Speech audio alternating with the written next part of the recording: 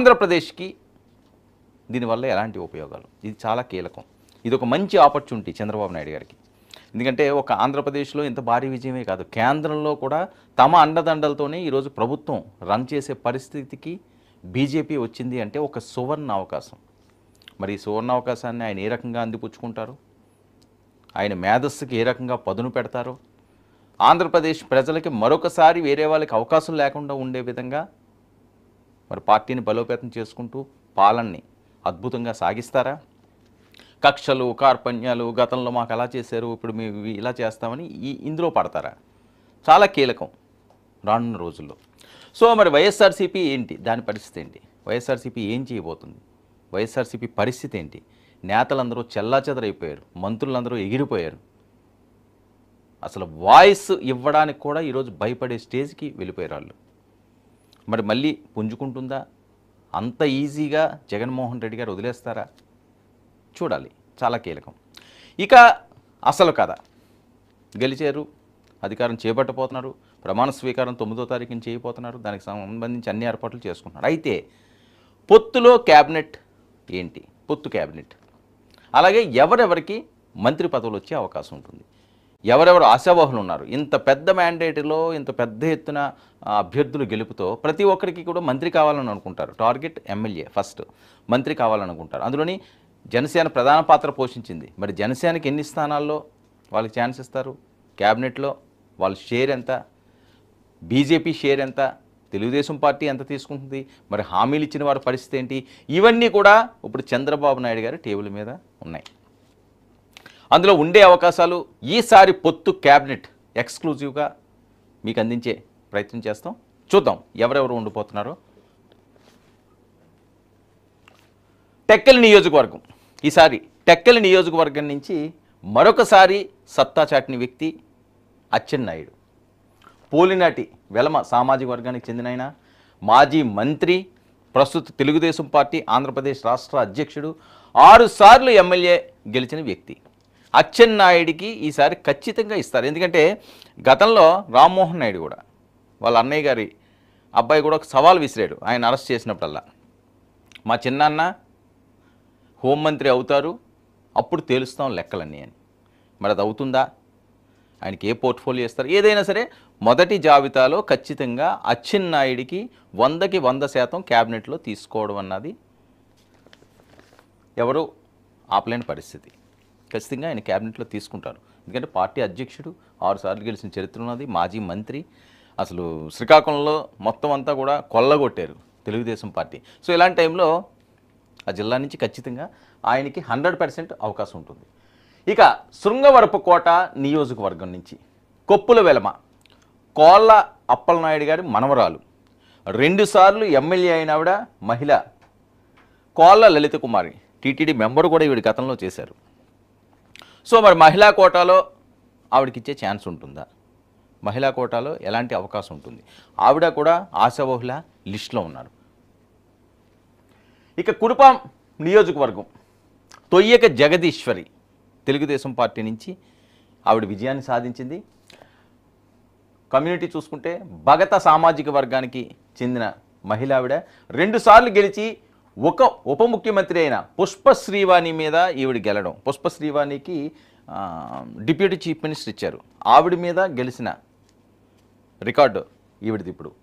ఇక భగత కులానికి ప్రతినిధి కావడం, ఎస్టీ కోటాలో ఖచ్చితంగా ఈవిడికి ఇచ్చే అవకాశం ఉండాలి. కొన్ని ఈక్వేషన్స్ ఉంటాయి కాబట్టి కొన్ని సామాజిక వర్గాలకి ఇవ్వాలి. అందులో భాగంగా మరి జగదీశ్వరికి ఈసారి మంత్రి పదవి దక్కుతుందా, ఆశావాహులందరూ కూడా చాలా ఆశగా ఎదురు చూస్తున్నారు. చీపురుపల్లి నియోజకవర్గం కిమిడి కళా వెంకట్రావు గారు చాలా సీనియర్ రాజకీయ నాయకులు.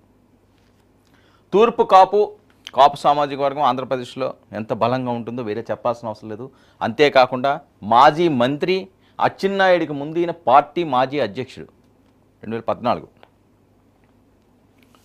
రాష్ట్రం విడిపోయిన తర్వాత తెలుగుదేశం పార్టీకి మొదటి పార్టీ అధ్యక్షుడు కిమిడి కళా వెంకట్రావు గారు. అంతేకాకుండా ఈయనకి మంచి హిస్టరీ కూడా ఉంది. 5వ సారి ఎమ్మెల్యేగా గెలడం, సీనియర్ రాజకీయ నాయకులు రామారావు గారి దగ్గర నుంచి చాలా దగ్గరగా ఆ కుటుంబానికి ఉన్న వ్యక్తి, చంద్రబాబు నాయుడు గారికి చాలా దగ్గరగా ఉన్న వ్యక్తి. ఇప్పుడు బొత్స మీద గెలుపు ఇదొక కీలకమైన పరిణామం. విజయనగరం జిల్లా బొత్స కంచుకోట 2019లో అన్ని నియోజకవర్గాల్ని స్వీప్ చేసినాయి. కానీ ఈసారి ఆ పరిస్థితి లేదు. బొత్స కుటుంబం మొత్తం అపజయం పాలయ్యారు. మరి బొత్స మీద గెలడం చీపురుపల్లిలో అంటే అంత సామాన్యమైన విషయం కాదు. మరొకటి కిమిడి కళా వెంకట్రావు గారు కూడా లాస్ట్ మినిట్ వరకు టికెట్ వస్తుందా రాదా అని చాలా ఇబ్బందులు పడ్డారు. ఫైనల్గా లాస్ట్ మూమెంట్లో గంటా శ్రీనివాసరావును ముందు అక్కడ అనుకున్నారు. ఆయన దానికి విముఖత వ్యక్తం చేయడంతో ఈయనకి అక్కడ ఇచ్చారు. అసలు చీపురుపల్లితో పెద్దగా సంబంధం లేని వ్యక్తి అయినా బొత్స లాంటి లీడర్ని పడగొట్టిన ఘనత కిమిడి కళా వెంకట్రావుకి. ఖచ్చితంగా ఈయన కూడా మంత్రి పదవి రేసులో మొదటి లిస్టులో ఉంటారు. పొత్తు క్యాబినెట్లో ఈయనకి కూడా పోర్ట్ఫోలియో ఎట్టి పరిస్థితుల్లో ఇవ్వాల్సిన అవసరం ఉంది. ఇక భీమిలి నియోజకవర్గం వెళ్దాం. గంటా శ్రీనివాసరావు గురించి వేరే చెప్పాల్సిన అవసరం లేదు. ఇప్పటి వరకు కూడా అపజయం తెలియని నాయకుడు. ఎంపీకి పోటీ చేసినా, ఎమ్మెల్యేలకు పోటీ చేసినా ఆయన సక్సెస్ సాధిస్తూనే వచ్చాడు. ఇది ఒక రికార్డు. మరొక వైపు ఈయన నిలబడిన నియోజకవర్గంలో మళ్ళీ నిలబడిన దాఖలాలు లేవు. ఫస్ట్ టైం ఇది. రెండోసారి భీమిలి నియోజకవర్గంలో ఈయన పోటీ చేయడం. సామాజిక వర్గం బలమైన సామాజిక వర్గం, మెగాస్టార్ కుటుంబంతో చాలా దగ్గర సంబంధాలు ఉన్న వ్యక్తి.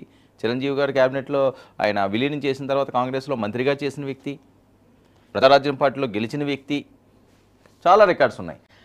5వ విడత ఎమ్మెల్యే ఈయన. 5వసారి ఎమ్మెల్యే కావడం, ఓడిపోకుండా ఒకసారి ఎంపీగా గెలిచిన హిస్టరీ.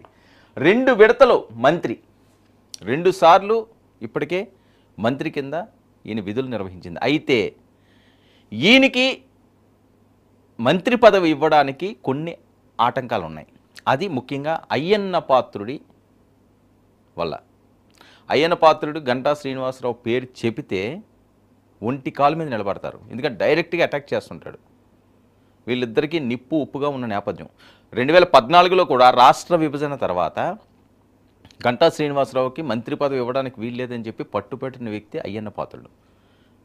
గతంలో భూ కుంభకోణాలు వీటిలన్నిటి మీద కూడా సిట్టు వేసినప్పుడు కూడా డైరెక్ట్గా అదే పార్టీలో ఉన్న మంత్రి గంటా మీద అదే మంత్రి స్థాయిలో ఉన్న వ్యక్తి అయ్యన్న పాత్రుడు చాలా డైరెక్ట్గా అటాక్ చేసిన పరిస్థితి. ఇందులో గంటా పాత్ర ఉంది అని.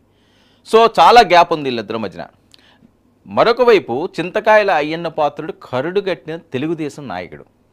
ఆయన ఇప్పటికొచ్చి ఏ పార్టీ మారలేదు, తెలుగుదేశాన్ని వీడి వదలలేదు. ఏదైనా డైరెక్ట్గానే ముక్కుసూటిగా కొండ బద్దలు కొట్టినట్టుగా ముఖం మీద మాట్లాడే వ్యక్తి అయ్యన్న పాత్రుడు. ప్రతిపక్షాల మీద, అదే అధికారపక్షమైన వైఎస్ఆర్సీపీ మీద ఆ రకంగానే విరుచుపడతాడు. సొంత పార్టీలో కూడా ఆయన దేనికి కూడా తలొగ్గడు.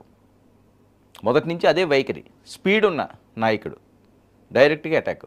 చంద్రబాబు నాయుడు గారి కంటే పార్టీలో నేనే సీనియర్ను అని చెప్పిన కొద్ది మందిలో ఈయన ఒకడు, డైరెక్ట్గా చంద్రబాబు నాయుడు గారిని. సో అంత డైరెక్ట్గా ఉంటుంది ఇతని రాజకీయం. ఖచ్చితంగా మరి అయ్యన్న పాత్రుడి వేలో ఈయన కొద్దిగా ఇబ్బంది పడే పరిస్థితి ఉంటుంది. ఎందుకంటే గంటా శ్రీనివాసరావుకి ఈసారి టికెట్ ఇవ్వడానికే చాలా ఆచితూచి అడుగులు వేశారు. లాస్ట్ మినిట్ వరకు టికెట్ ఇవ్వలేదు. ఎందుకంటే 2019లో పార్టీ చాలా కష్టాల్లో ఉన్నప్పుడు గంటా నిలబడలేదు, ఆదుకోలేదు, పెద్దగా బయటికి రాలేదు, ఎమ్మెల్యేగా గెలిచిన ఇంటికే పరిమితం అయ్యారు. ఇలాంటి చాలా ఆరోపణలు వాళ్ళలో ఉన్నాయి. చాలామంది చాలా రకాలుగా మాట్లాడారు తప్పించి ఒక స్టీల్ ప్లాంట్ అంశంలో ఈయన బయట